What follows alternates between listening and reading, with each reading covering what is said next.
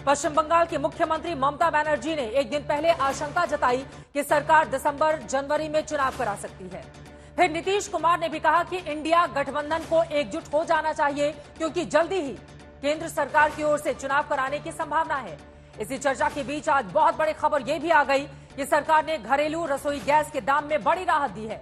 अब 33 करोड़ आम उपभोक्ताओं को प्रति सिलेंडर 200 रुपए कम देने होंगे दाम। वहीं उज्ज्वला योजना वाले उपभोक्ताओं को गैस का सिलेंडर 400 रुपए सस्ता मिलेगा। विपक्ष की आशंकाओं और महंगाई जैसी समस्या पर लगाम लगाने के लिए सरकार के कदमों को देखते हुए ये चर्चा जोर पकड़ रही है कि क्या सरकार 2024 का चुनाव वक्त से पहले तो नहीं करा देगी, क्योंकि एक तरफ इंडिया गठबंधन लगातार मजबूत होता जा रहा है। तमाम आशंकाओं के बावजूद अब विपक्षी गठबंधन की अगली यानी कि तीसरी बैठक 2 दिन के बाद मुंबई में होने जा रही है।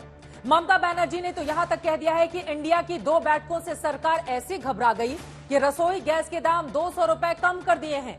ऐसी बयानबाजियों के बीच ये संभव है कि गठबंधन को संभलने और मजबूत होने का मौका दिए बगैर सरकार चुनाव की घोषणा कर दे।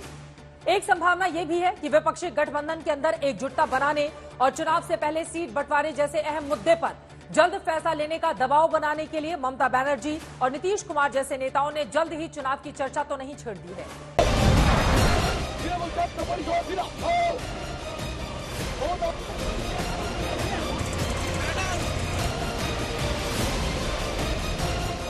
2024 के चुनाव से पहले सियासी गलियारे से 2 बड़ी खबर कुछ ऐसी हैं जिस पर कहीं शिगुफा कहीं सच्चाई की परछाई नजर आती है।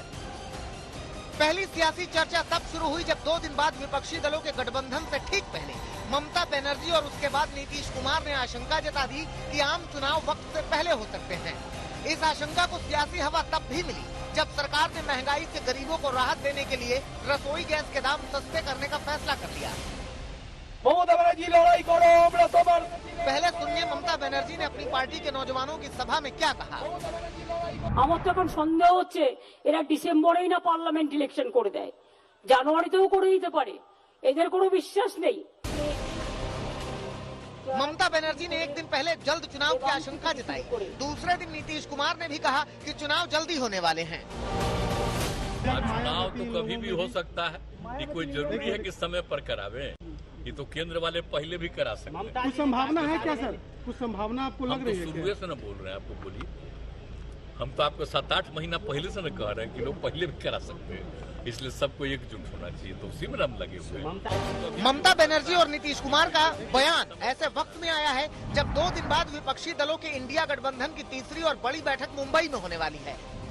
ऐसे में ममता के बयान का मतलब ये समझ में आता है कि ममता बनर्जी अपने कैडर को किसी भी वक्त चुनाव के लिए तैयार रहने को अलर्ट कर रही हैं। ममता के बयान का मकसद ये हो सकता है कि ममता बनर्जी ने अपने बयानों से इंडिया गठबंधन के ऊपर चुनावी तैयारी तेज करने का दबाव बनाना हो सकता है। इसी तरह नीतीश कुमार के बयान का मतलब ये हो सकता है कि मुंबई में इंडिया गठबंधन की बैठक से पहले एकजुटता बनी रहे और कोऑर्डिनेटर जैसे पद पर फैसला जल्द हो जाए।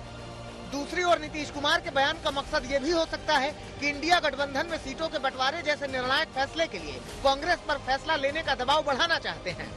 देश में बीजेपी के विरोध में माहौल जो बनते जा रहा है और ये माहौल और ज्यादा खतरनाक न हो, उसकी चिंता बीजेपी में लगी हुई है। तो लगता है कि बिफोर भी चुनाव हो सकते हैं। I don't know from where Mamata Banerjee gets all these kind of news. जरूर चंद्रयान 3 यहाँ लाइए और उसके ऊपर से प्रचार करिए, कोई फर्क नहीं पड़ता है। 2024 में हम जीतने जा रहे हैं और आप हार रहे हैं।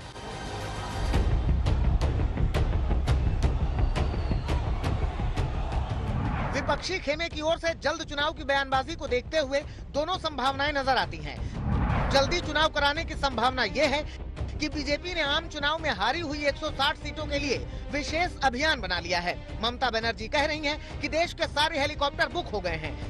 संभव है कि सरकार विपक्षी गठबंधन को एकजुट होकर प्लान बनाने का मौका ही न दे और जिस तरह महंगाई जैसे मोर्चे पर सरकार ने रसोई गैस के दाम घटाकर तैयारी शुरू की है, उससे भी जल्द चुनाव के संकेत मिल सकते हैं।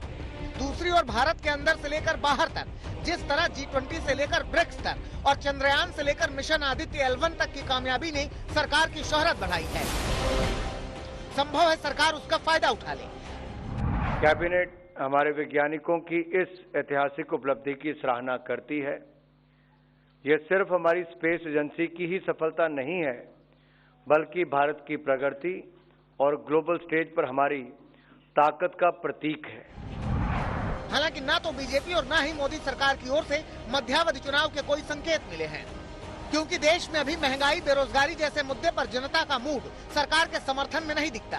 दूसरे, मोदी की अगुवाई वाली बीजेपी ने कहीं भी मध्यावधि चुनाव का जोखिम नहीं लिया है। तीसरे, हिंदुत्व की पिच पर चुनाव लड़ने वाली बीजेपी ने जनवरी में राम मंदिर के उद्घाटन का समय दिया हुआ है। चौथे, मोदी सरकार पहले भी पूरे 5 साल के जनादेश का सम्मान करने का रुख जाहिर करती रही है।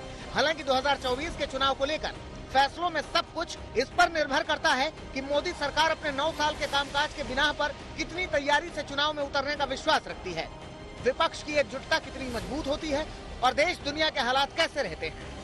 आज तक ब्यूरो।